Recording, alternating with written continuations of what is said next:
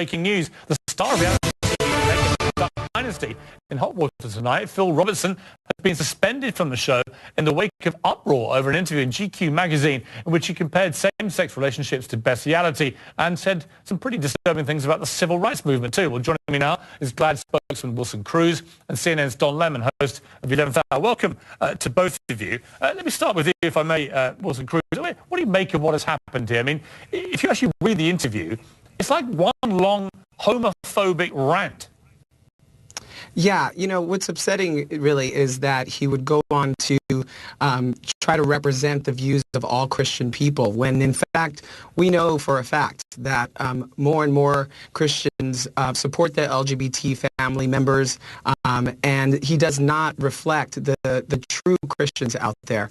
No one would go about who calls themselves a Christian and compare LGBT people to slanderers or homosexuality to bestiality. That's just not who we are as Americans anymore. And he doesn't get a. He doesn't. Don Lemon, let me just recap. Okay, Don, let me just read some of the more disturbing comments. It seems to me a vagina, he says, as a man would be more desirable than a man's anus. Start with homosexual behavior and just morph out from there. Bestiality, sleeping around with this woman and that woman and that woman and those men. It's just not right. And on he goes.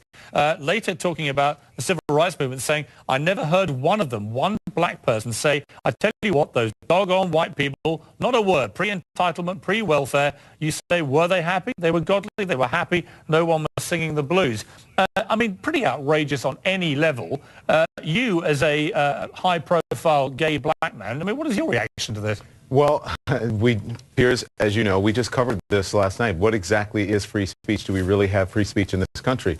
He has the right, Phil Robertson, to say exactly what he wants to say. This is America, but this is what happens when you have true freedom of speech. You can say these things, and then you have to suffer the consequences. Look at what happened to Paula Deen when she made comments when she was accused of using the N-word and admitted to it. It's offensive to me. I do believe in the right to free speech, but I think the marketplace should decide what should happen to this franchise, and it has been put on hold now. It's deeply offensive to many people, and it shows that a lack of awareness on the part of certain individuals in this country when it comes to how other people live and the rights that other people should have. And I think here's what's important. When we talk a lot about this, and I know people are going to be, there's going to be some uproar if I say this, when people talk about, the country that we used to have and taking our country back and all of those sorts of things. He believes that the popularity of this show, and he said as such, and I'm paraphrasing from the GQ article, that it was recompense for the things that many people have lost in this country, especially Christians, by taking the Ten Commandments away from buildings and by removing religious emblems or symbols from buildings. So I think it's a lack of awareness, and that the way other people live, and yes, it is deeply offensive to many people in this country. I mean, what's extraordinary? I mean, only last night I interviewed Barbara Walters, who does her 10 most interesting people list tonight, in fact, on ABC, and she has included Duck Dynasty. Listen to what she said about them. I thought that there were people who were, if not the president, a little more interesting. What does this remind you of? Quack! You know? The Duck Dynasty. That's the Duck Dynasty. Dynasty. He may not be president of the United States, but, the head of the Duck Dynasty, Uncle Si, they are very original and they are fascinating, and they're one of the top reality shows in the air. So, the president of the United States, quack! I mean, that shows you, Don, just how far Duck Dynasty has entered public consciousness. It gets 14 million viewers a week, a huge audience, a $400 million merchandise empire, of which about half is in Walmart alone. Final question for you, Don. Should he be allowed back? Should he just be fired from the show for this? And what is the corporate responsible reaction from Walmart, who sells so much of Duck Dynasty products?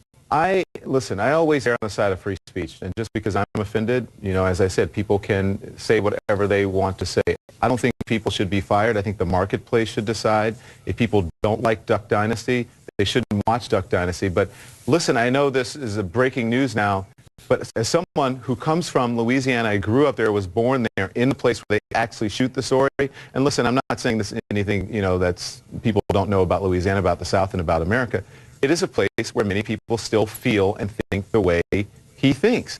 So I personally, if you're asking me my personal opinion, I don't think he should be fired. I think people should be allowed to say what they want, and if they hang themselves, they hang themselves. Yeah, I won't be quite as kind as you. I think he should be fired. I think it's absolutely repulsive. Let's see what A&E Network statement says. We are extremely disappointed to have read Phil Robertson's comments in GQ, which are based on his own personal beliefs and not reflected in the series Dynasty. His personal views nowhere reflect those of A&E Networks, which have always been strong supporters and champions of the LGBT community. The network has placed Phil under hiatus from filming indefinitely, and quite right. There's your answer right there, Piers. Made permanent. Thank you both very much indeed for joining me.